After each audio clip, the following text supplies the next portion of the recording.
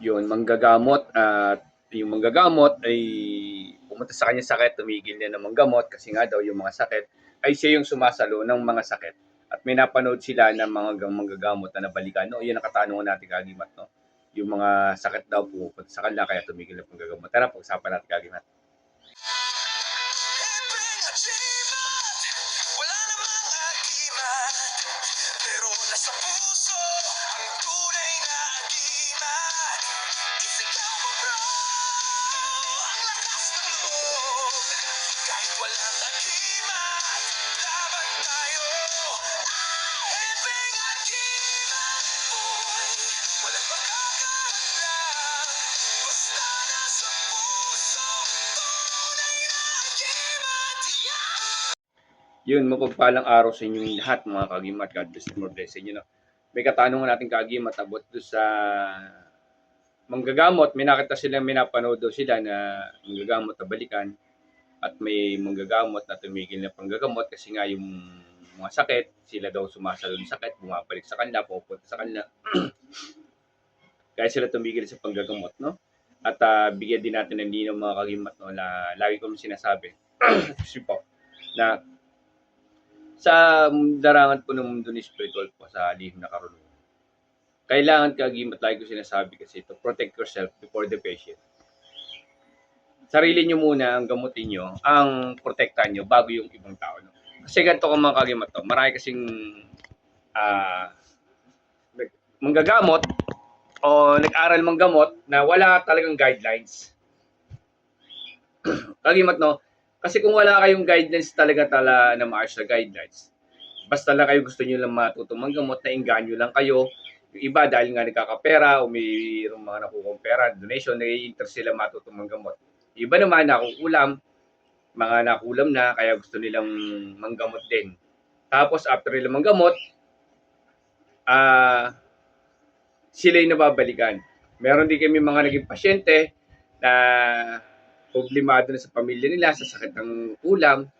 Tapos after a month, nakita namin nanggagamot yung mother. Tayo namin, ang gagamot, paano nagtatawa sa ako.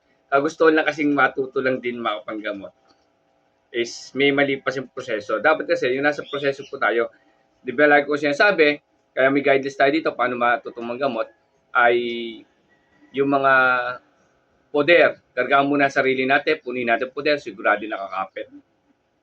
Kasi po yung sinasabi po niya ni Kuya na tumigil nga kasi nga daw siya yung tagasalo. Kasi nga po, wala kayong poder na matibay o wala kayong poder na kapit.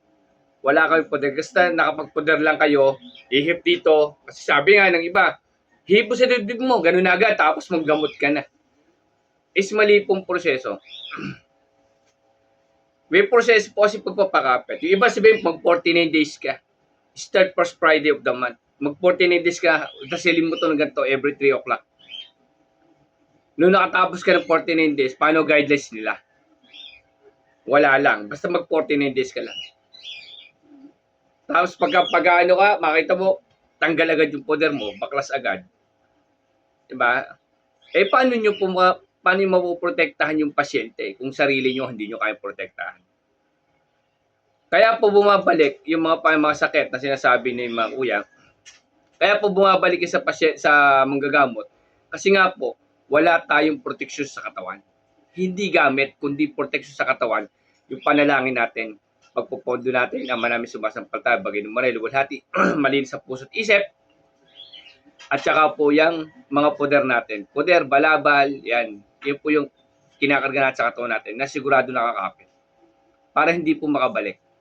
Isa din kasi sa nanghihina manggagamot kasi nga po napapanghina ng loob. Kasi nakikita rin napapadila, nababalikan, tatakot sila. Kaya titigil sila manggamot. At meron mga kagimat na meron kasing tinatawag sa gamutan at meron kasing pinwersa lang sarili. May tawag dyan yung tawag lamang siya ng sarili at kagustuhan lamang manggamot. Meron siyang tawag ng sabi niya, tawag sa panggagamot, no? Kumbaga talagang kalulog na namang gamot siya. Kahit konti na maging aral niya. Meron namang pinwersa lang sarili. May barkada ka ng manggagamot, napapanood mo yung mga gamot, ako lang gusto mo na maggamot. Kumbaga, inaral mo lamang. Opo, meron kasing ganun. Tapos pagka yung nabalikan, papanginanin daw, umaayaw na rin po. Kaya mga kagi, masasabi ko lagi, para hindi po kayo mabalikan ng ganyan sinasabi nila kuya, is kailangan po ay protect yourself before the patient. Siguro din muna nakakapit, mga poder nyo, mga balabal nyo, puno kayo ng pondo, bago kayo magamat, para hindi kayo mabalikan. At hindi kayo mapuntahan sa sakit. Kalimitan po, mga kagimat, no, yung nababalikan ng sakit po, kalimitan yan, walang poder po o mahina yung poder nila, hindi kapit na kapit. Yan po mga sintomas po niyan. At saka yan po ay kalimitan nangyayari po yan ng kumaan yun. Ngayon, kung magpupunta kasi iba't ibang mga lugar, maraming mga manggagamot na matatanda nung araw, pero walang poder. Prangkahan po tayo. Totoo lang po, sabi ko, totoo, sana magagalit, diba? Marami pong manggagamot ng araw ng matatanda na walang poder. Pinasahan lamang, ito gamitin mo sa gamot ng ganan. Pantanggal sakit ng ngipin ito, pantanggal ng ano. Pero, sabihin nila, sila nangihina, sila yung gaganan ng ngipin daw nila, yung nagtatanggalan ng ngipin. No? Kasi nga, sasakit ang ulo nila pagkatapos ng gamot kasi daw sa kanila. Kasi nga, wala kang proseso. Binigyan lang kayo ng mga matatanda na gagamitin sa gamutan. Gagamitin mo ngayon. Ikaw naman, nanonood ka lagi ng gamutan nun. Ang galing nun. Tatay, lolo. Di ba? Kaka, baka pwedeng maturo mo sa akin. Tuturo ka ngayon. Nadadamay ka naman sa kanya. Ngayon, aralin mo kasi natutuwa ka. Ngayon, pag tuturo sa iyo naman, wala kang poder. Ganun din mangyayari sa iyo. Masakit pala sa ulo, no? Sa ngipin ko lagi, ano, para to. Diba? Kasi nga po, walang proseso ang paggagamot. Basta na lang napasahan. Dapat po kasi talaga may process po talaga yung ano yan. Ayun po, no? Basta kailangan po magkarga po kayo, yung kapit na kapit po talaga sa inyo. Palakasin nyo muna yung palakasin bago kayo magsimula magawa. Hindi kasi yung pagkano mo agad, gamot ka na agad. Diba? Okay?